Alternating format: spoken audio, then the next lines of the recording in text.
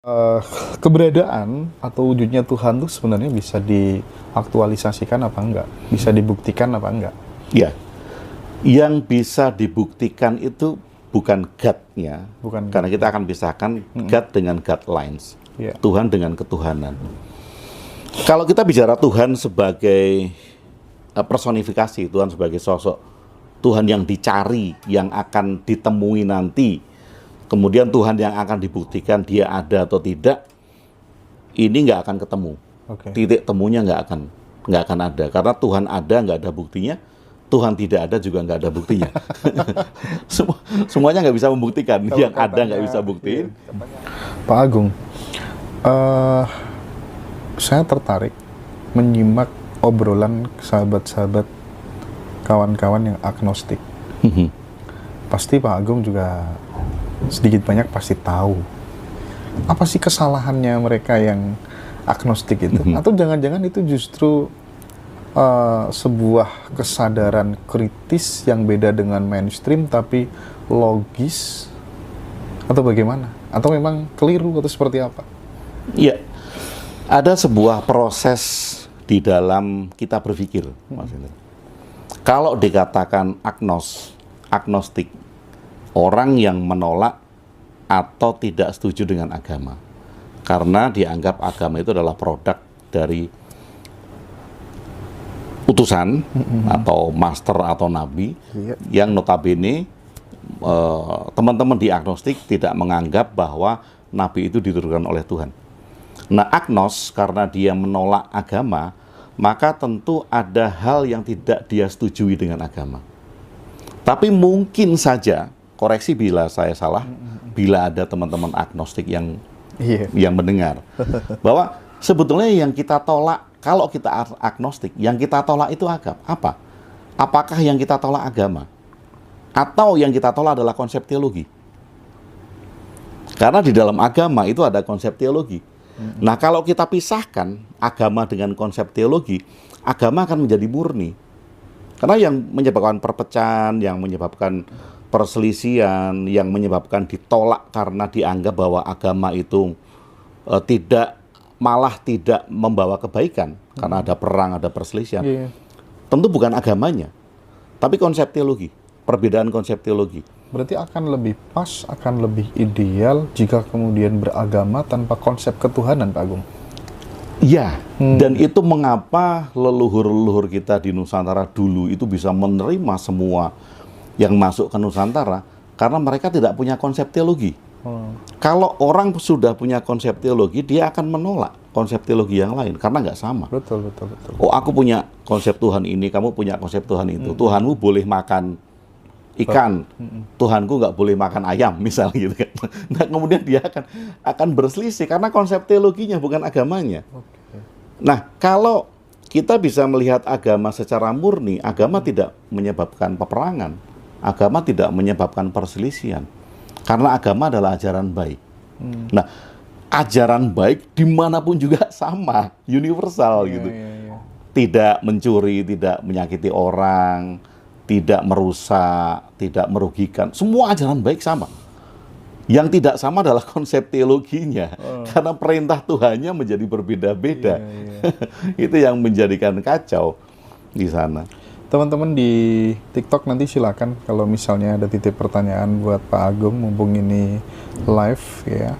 Teman-teman sudah pada ngumpul semuanya karena mendengar sebuah tema yang berbeda dari biasanya. Ini sangat istimewa. Saya kalau udah kadung ketemu orang model gini betah ya. Oke. Menarik. Agama tanpa konsep teologi. Ini sesuatu. Tapi ada dua hal, Mas Indra, sebelum saya lupa tadi. Oke. Karena kalau saya agnostik, saya akan tidak setuju dengan agama. Karena agama mereka menganggap bahwa agama bukan produk Tuhan. Oke. Otomatis kalau saya menganggap agama bukan produk Tuhan, saya akan menolak agama. Jadi namanya agnos, menolak. Sama dengan ateis. Ateis itu adalah orang yang menolak adanya Tuhan. Ada teis, kemudian ada ateis. Yeah. Dia menolak Tuhan. Bukan, kalau dikatakan bahwa Tuhan tidak ada pun ada dua macam. Kalau orang yang menolak adanya Tuhan, dia mengatakan bahwa saya nggak percaya adanya Tuhan. Itu ateis karena dia menolak. Tapi orang yang tidak punya konsep teologi, tidak punya konsep Tuhan, bagaimana dia bisa menolak Tuhan? Orang konsep aja nggak ada. Konsep nggak ada. Konsep saja nggak ada. Emang dia nggak merasa. Iya, karena dia tidak punya konsep Tuhan, bagaimana dia bisa menolak Tuhan? Iya. Jadi semua hal yang dibicarakan tentang Tuhan, dia pasti akan terima, karena dia nggak punya konsep itu. Oke. Konsep penerimaannya ya adalah agama murni tadi. Agama ajaran baik, ajaran budi pekerti, tanpa konsep-konsep tentang Tuhan. Nah, selama kalau ada teman-teman yang menolak adanya Tuhan, atau mengatakan bahwa Tuhan tidak ada, dengan menolak Tuhan, berarti dia memposisikan diri orang yang tidak mempercayai adanya Tuhan. Ateis. Antiteis atau ateis? Antiteis bisa. Antiteis bisa. Ateis yang menolak tentang teisme juga bisa. Oke. Aduh. Nah, makanya kalau ada orang, kan kadang orang sering bertanya, kamu nggak percaya dengan Tuhan, kamu ateis? Iya, saya ateis gitu. Oh iya, karena dia punya konsep. betul. Konsep Tuhan yang tidak ada gitu. Tapi kalau orang yang tidak punya konsep Tuhan, ya bagaimana dia bisa menolak Tuhan? Orang konsepnya aja dia nggak punya. Betul. Oke. Nah, saya lanjutkan Pak Agung. Kalau dalam perspektif Pak Agung sendiri nih, keberadaan atau wujudnya Tuhan tuh sebenarnya bisa diaktualisasikan apa enggak? Bisa dibuktikan apa enggak?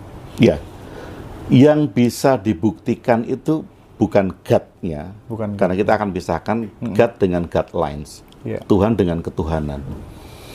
Kalau kita bicara Tuhan sebagai personifikasi, Tuhan sebagai sosok, Tuhan yang dicari, yang akan ditemui nanti, kemudian Tuhan yang akan dibuktikan dia ada atau tidak, ini nggak akan ketemu.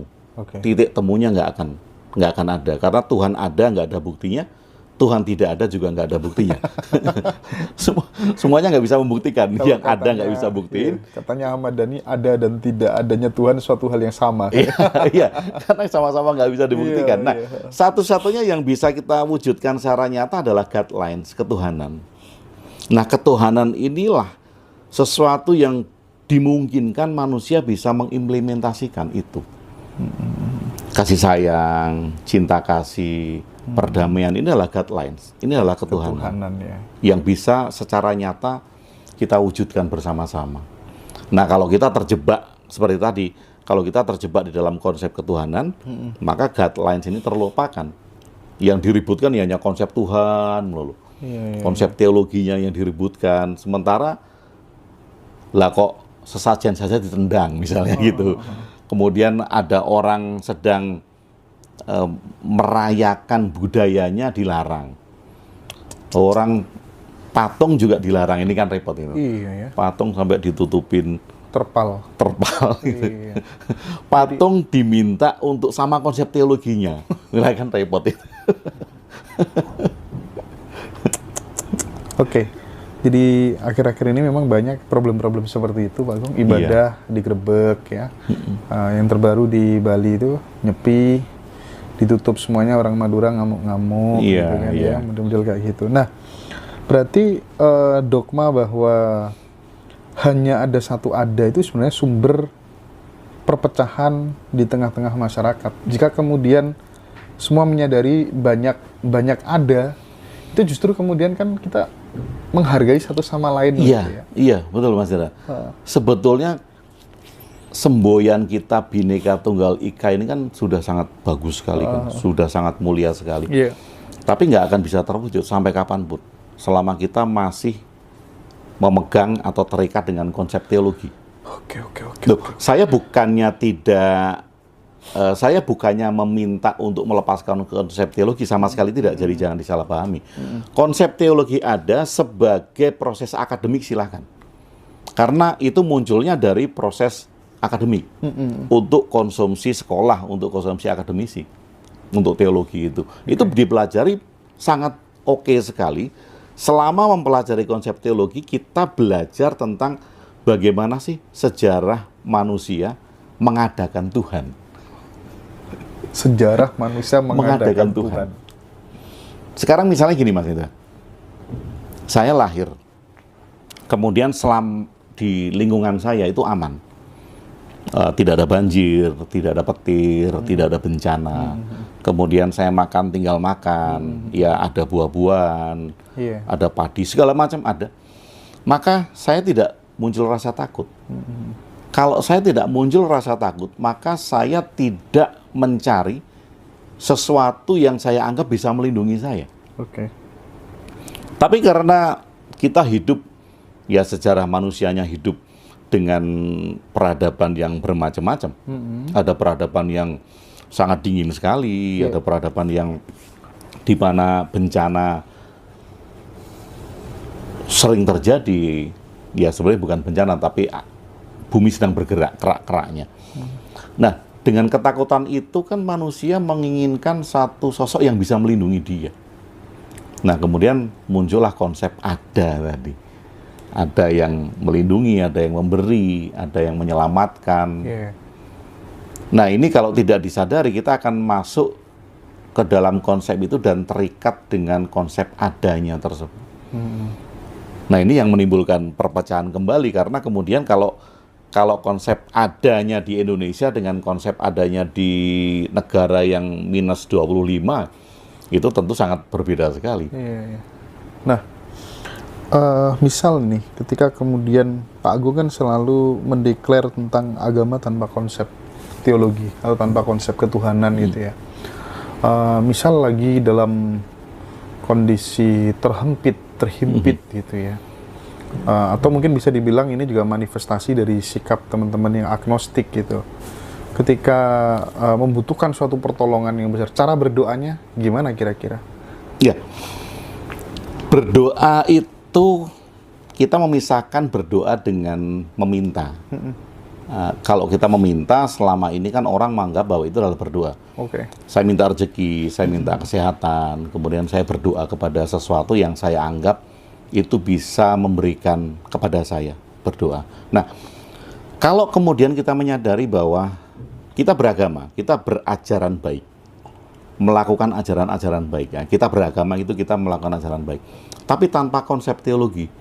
Lalu kepada siapa saya meminta, gitu kan? Kepada siapa saya meminta? Nah, kehidupan atau keberadaan ini memberikan jutaan atau bahkan miliaran probabilitas.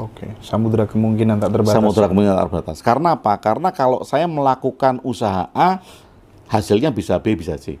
Kalau saya malas, ya saya nggak dapat apa-apa gitu. Kalau saya rajin, ya saya dapat hasil gitu.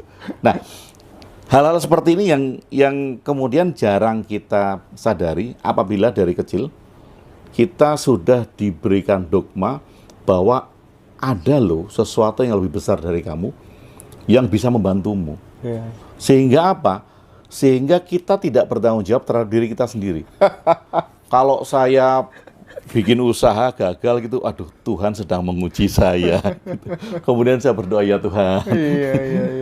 Dan saya tidak belajar bahwa kegagalan itu ya karena saya sendiri. Kalaupun kemudian saya berhasil, ya saya mengupayakan itu. Nah, ketidakmandirian itulah yang kalau saya melihat banyak terjadi karena dari kecil ada dogma bahwa ada Tuhan yang akan membantu kamu bila kamu terpuruk. Dan kita tidak menjadi manusia yang bertanggung jawab. Kita selalu menyalahkan sesuatu yang lain dan minta pertolongan pada sesuatu yang kita anggap itu sebagai Tuhan. Artinya di dalam konsep beragama tanpa konsep ketuhanan tadi, patokannya adalah pada hukum kausalitas saja. Jika kemudian ingin mendapatkan kebaikan, ya sudah, lakukan kebaikan terus-menerus, kita panen gitu atau gimana? Iya. Jadi sebetulnya bukan hal yang mutlak juga, Mas Saudara, karena tidak ada yang menjamin kalau kita berbuat baik kita akan mendapatkan kebaikan. Gitu ya? Itu nggak ada yang menjamin juga. Tapi setidaknya kita tidak mencoba untuk berbuat jahat. Siap. Tapi bukan mengharap kalau saya berbuat baik saya akan mengharap kebaikan. Itu probabilitasnya nggak ada yang memastikan itu bahwa kamu berbuat baik kemudian akan mendapat kebaikan, itu juga nggak ada. Tetapi kita sadar kalau kita bertanggung jawab terhadap diri sendiri. Tidak ada sesuatu di luar sana yang akan mengubah kita, maka kita dari awal sudah bertanggung jawab, kemudian mengetahui kalau saya berbuat A, kemungkinan resikonya adalah ini. Kalau saya berbuat B, kemungkinan resikonya adalah ini. Kalau Pak Agung dulu kan profesinya pramugara ya? Iya. Di maskapai apa? Di salah satu maskapai terbesar di Indonesia. Waduh.